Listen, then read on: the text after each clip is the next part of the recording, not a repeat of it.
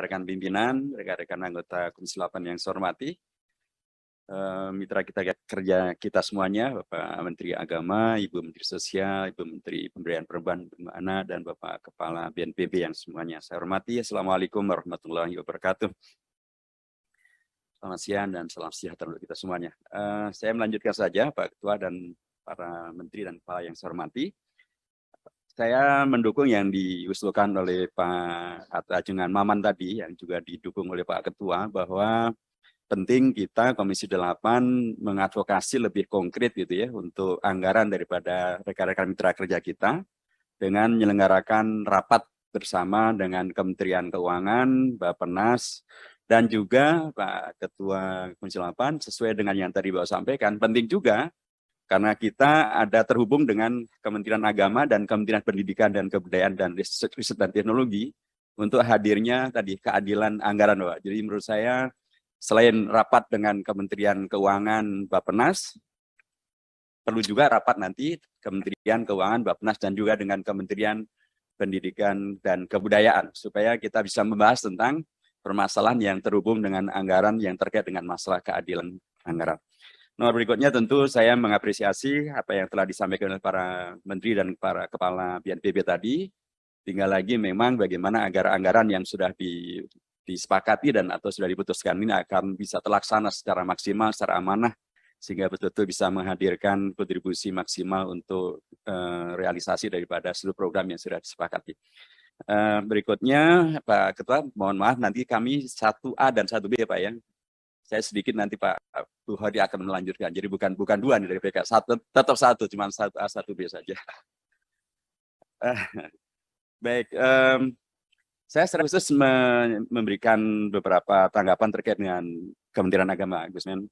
Pertama, saya mengapresiasi bahwa dari Kementerian Agama sudah melantik selain dari Dirjen, juga Dirjen terkait dengan Kementerian Dirjen Hindu, Dirjen Buddha, dan juga Dirjen Kristen. Saya kira itu kemarin bagian yang kita bahas agar kemudian para dirjen kita sudah tidak lagi PLT, tapi sudah betul-betul definitif supaya bisa melaksanakan tugas dan kewenangannya secara maksimal.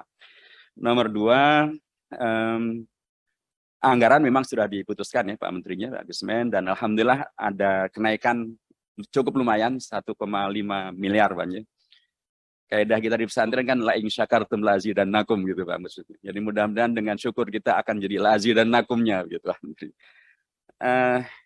Tentu itu sudah kemudian dialokasikan sesuai dengan alokasi yang sudah dibahas. Tetapi Pak Gusmen tentu juga sudah sangat paham bahwa dalam pembahasan antara Kementerian Agama dengan Komisi 8 kemarin ada beberapa hal yang sangat wajar untuk bisa menghadirkan mungkin perubahan atau penyesuaian pelaksanaan anggaran.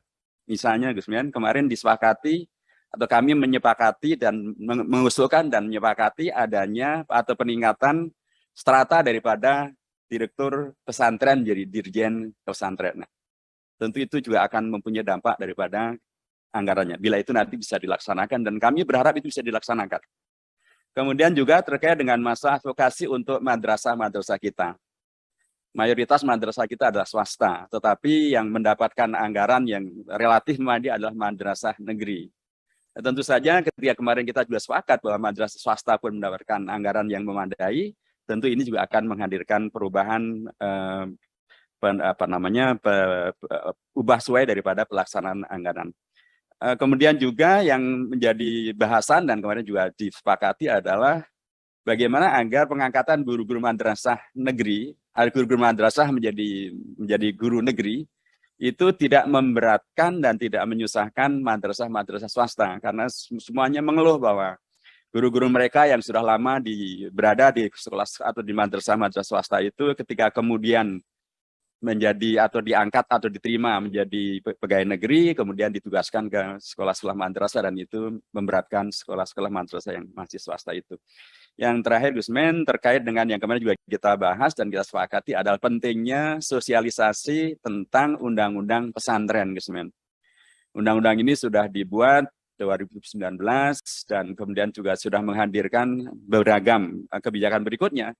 Tetapi sosialisasinya masih sangat lemah sehingga di lapangan itu sebagian besar pesantren malah belum ngeh tentang undang-undang pesantren. Jadi sosialisasinya juga menjadi sangat dipentingkan. Tentu itu akan juga berdampak kepada masalah anggaran. Dan yang terakhir sekali, Gus Men, kami kemarin juga menyepakati tentang pentingnya segera bisa direalisasikan dana abadi pesantren, Gus Men.